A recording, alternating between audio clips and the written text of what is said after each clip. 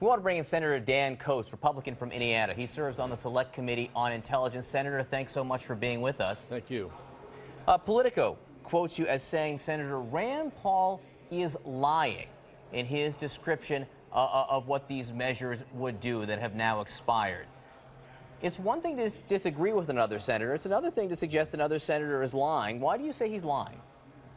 Well, I didn't say he lied. I said that I'm here to correct some statements that have been made that were not factual and were not true, and that was misrepresenting what this program is at a time when the threat level has never been higher, when ISIS is threatening the United States through any kind of various attacks by individuals or others who come back from the field.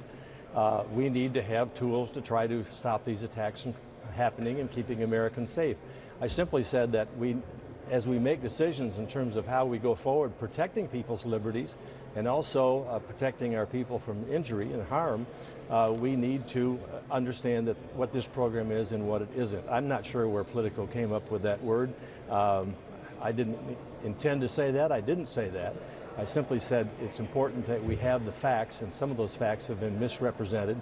And I listed some quotes from what Senator Paul had said that simply are not true.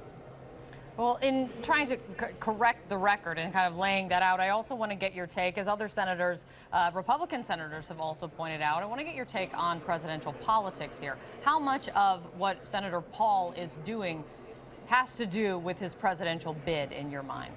Well, I'll leave that for others to decide. Obviously, he is running for president, and this is a key issue that he has used, I think, to gain notoriety and to support for his campaign. I think when we're talking about issues that relate to national security, they ought to rise above politics and rise above anybody's personal ambitions, because we're talking here about our sacred obligations that we swear allegiance to keep America safe from harm. And right now we are threatened by that harm. We've seen 9/11 and iterations thereafter, and we know people are out there to kill us.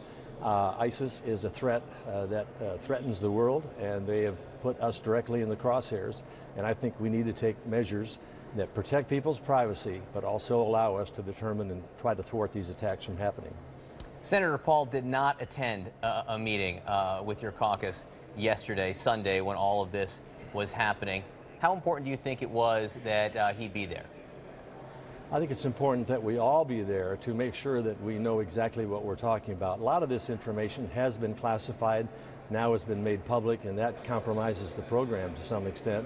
But nevertheless, we need to make this very critical decision on the basis of the true facts. And until we work together in a room talking about this, sharing it, our leader of our Intelligence Committee shared exactly what is taking place so that we're better informed on all of this.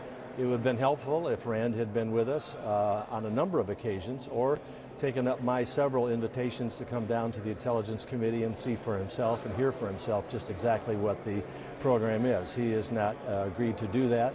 And therefore, I'm just simply trying to correct the record so that we have the facts in front of us when we make a decision that is very critical to the future of this country and the future of Americans' health and safety.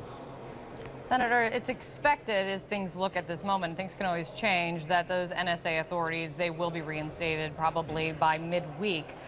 Senator Paul, though, in kind of fighting back against the criticism that has been coming at him, pointed the finger squarely back at, I think you would be included in that group, folks who have been kind of telling him that he's wrong and disagreed with his approach. In doing so, he said that he believes that some of you secretly want there to be an attack so you can blame him. I want to give you an opportunity to respond to that. Well, I think that's a very irresponsible charge. None of us want to see Americans put in the line of fire from whether it's people from abroad or people here at home to allege that we want some terrorist attack to be successful, to prove that Rand Paul is wrong. I mean, no one is thinking of that. Excuse me, and no one is talking about that, and I just think that maybe that's something that he probably would like to pull back. Senator Dan Coats from Indiana, thanks so much for being with us. Appreciate your perspective. Good luck this week.